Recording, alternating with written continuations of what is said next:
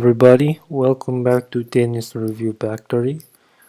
If you haven't done so, make sure to subscribe and make a donation. Um, you can, just make the donation. You can email me at tennisreviewfactory2017 at gmail.com and I can get you set up. But we really just need support from you watching videos, sharing the links, and subscribing with the notifications on so that you can be up to date with what I'm doing and what the rest of the channel is trying to push. So I appreciate it, and let's get to it. This last week, for the last couple of days, I have been making a bunch of reaction videos for the first and second rounds, and I figured now that the matches have dwindled down, I'll react from the third round to the quarters, and I'm going to make some commentary about certain events that happened in between this time period. I'll make individual videos, but this is kind of like the generalized video, you know? Hope you guys will like it. So let me go start it off. So in the third round,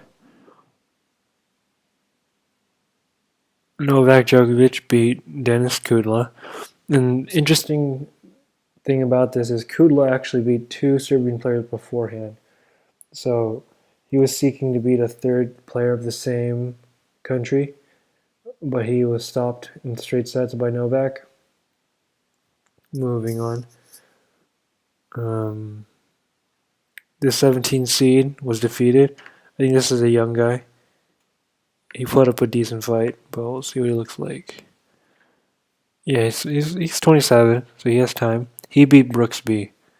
So this guy is pretty young.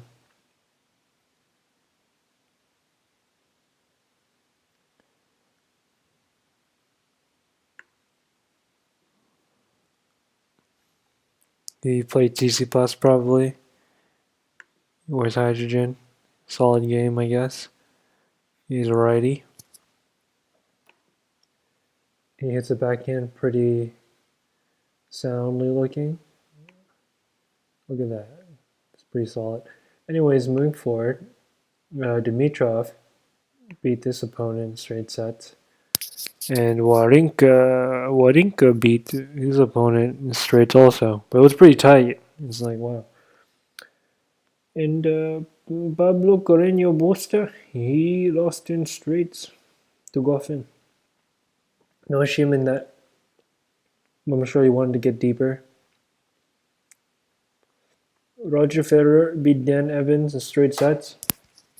So from the last video, I said that Federer was going to lose a set again before he reached the quarters. I was correct in predicting he'd lose a set in the second round, but based on this third round, he's been proving me wrong. So the fourth round result will be the final test of my prediction, right? Let's keep going. Nishikori got upset by Alex de Minaur. It's a pretty good win for him. So then the next day, Saturday, Kyrgios lost to Rublev.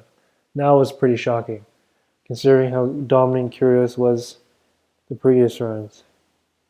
And Monfils won in 5 sets against Denis Shapovalov, and each set looked pretty tight. That showed a lot of mental toughness. Monfils has been playing really good recently, so I would expect nonetheless from him. Diego Schwartzman, oh, that's one thing. It's kind of like, is Denis going to make an impact deeper than he has already made? Because it seems like he's kind of he's like stagnating, you know? Let me just Google more about him.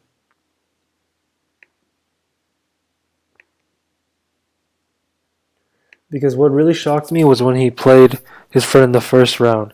Mind you, Denis was reaching the fourth round of this tournament a couple years ago when I watched him play, and his friend, I think, was around 300. So the fact that he passed him in the rankings really startled me. So let's go check out his Wikipedia and see his results.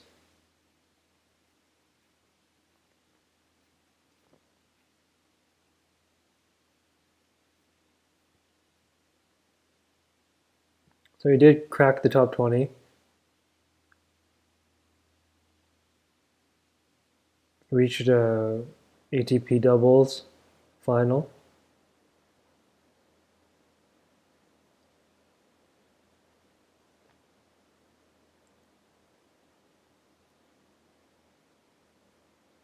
And these are his results from the last couple of years since his big fourth round win. So currently he hasn't been able to match that success in the slams, but he has done pretty good in some of the Masters, like Miami, Canada. That was a good time. He beat Nadal in the Madrid Open. So he's had good results. Um, he hasn't been playing as much as 2018, I think, because the season hasn't been over, as well as him potentially getting injured. I don't know about that part, but let me double check. I didn't say anything about him being injured, so let's close this guy. Diego Schwartzman, that's another thing. It's like this dude's had a great later half of his career. You wonder whether or not he can do better than before. And Sandgren's also doing a lot better. You can only imagine how good he can do too. Will he have a career like Isner? You never know.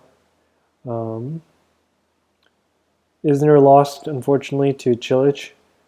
I believe I predicted this part too, because Cilic has had Isner's number for quite some time. Isner can generally win a set or two off Cilic, but in order to beat Cilic, he would have to have the same ground game, and Isner is working on that part, but still not there yet. So this result didn't surprise me too much. It was interesting that he did get a break of serve in the first three sets. And Zverev won in 4 sets.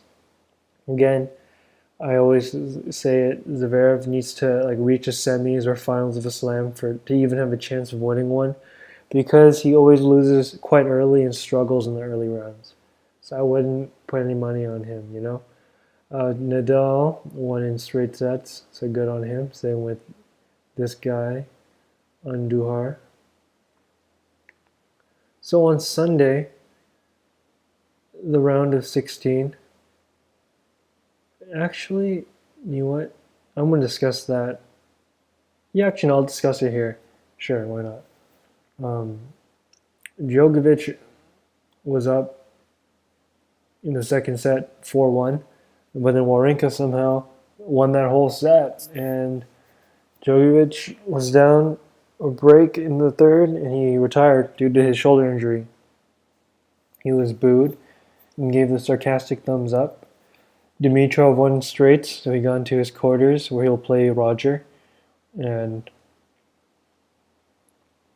Medvedev reached the fourth round, as well as Federer also reaching the fourth round.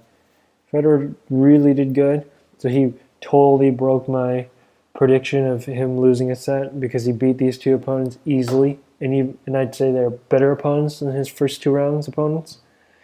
So that's a good summary of the round of 32 and a little bit around the 16, just to tie up my predictions. And we can just talk about this round of 16 as well. So even though Cilic could beat Isner, he couldn't really do it against Nadal. Nadal was playing solid. Let me see what Nadal... Actually, let me see what this guy's like. He beat Rublev. I saw this. His first quarterfinal.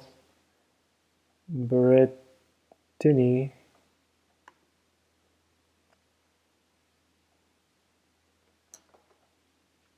Yeah, he was wearing this. Solid. It was a solid ground game. Looked pretty humble. Wishing him all the best. Dang, he looked like this before. So he put in the work to gain the muscle and the fight. So good on him. And Zverev, as I said, he lost 4 sets to Schwartzman. Good on Schwartzman. and good on Monfils for both going to the quarters. Again, what do you guys think about Zverev? Is he overrated? Is Schwartzman going to have a really successful later half of his career where he's reaching like slam finals, or will he have like a Nishikori like career where he's doing good in the quarters typically? And is Monfils capable of going deeper because he has that willpower and athleticism? Comment below. I'm going to make a bunch of different videos, I think. One of them definitely is when Djokovic got booed off the court. Was that the right thing for the crowd to do in New York? And that whole Stan Novak situation should be talked about. The Kyrgios and Steve Johnson situation, that one should be talked about also.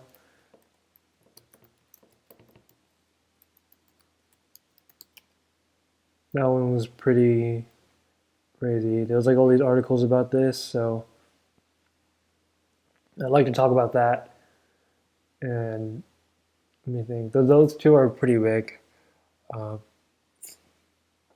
Roger was complaining about all the trash talk. You know, people were saying that he